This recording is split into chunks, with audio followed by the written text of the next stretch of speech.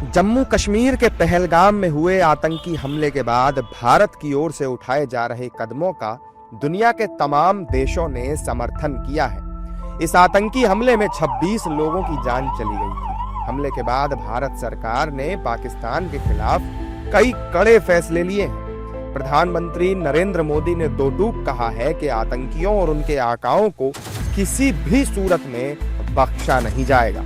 भारत में अर्जेंटीना के राजदूत मारियानो कोसिनो ने पहलगाम में हुए आतंकी हमले की निंदा करते हुए कहा कि इस मुश्किल घड़ी में अर्जेंटीना भारत के नागरिकों और सरकार के साथ खड़ा है। भारत अपने लोगों और अपने क्षेत्र की रक्षा के लिए जो भी कदम उठाएगा, अर्जेंटीना उसका समर्थन करेगा।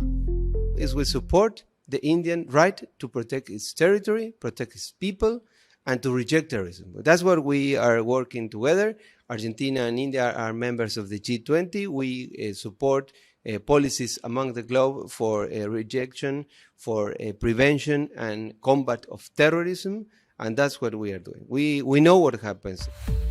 वहीं इजराइल ने भी भारत की कार्रवाई पर पूरा भरोसा जताया है। भारत में इजराइल के राजदूत रुवेन अजार ने कहा कि भारतीय नेतृत्व को अच्छी तरह से पता है कि इन हालातों में क्या करना है।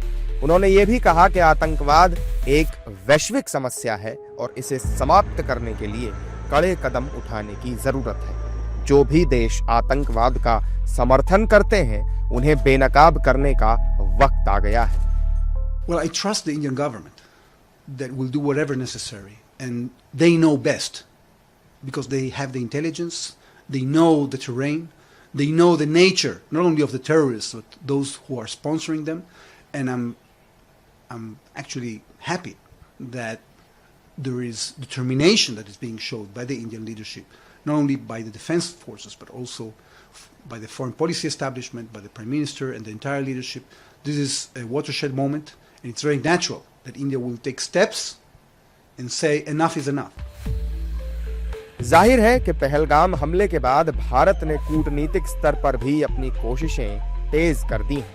इसी कड़ी में गुरुवार को G20 देशों समेत कई अन्य देशों के राजदूतों को नई दिल्ली में साउथ ब्लॉक स्थित विदेश मंत्रालय के दफ्तर बुलाया गया था, जहां अधिकारियों ने उन्हें पहलगाम हमले के बारे में ब्रीफ किया था।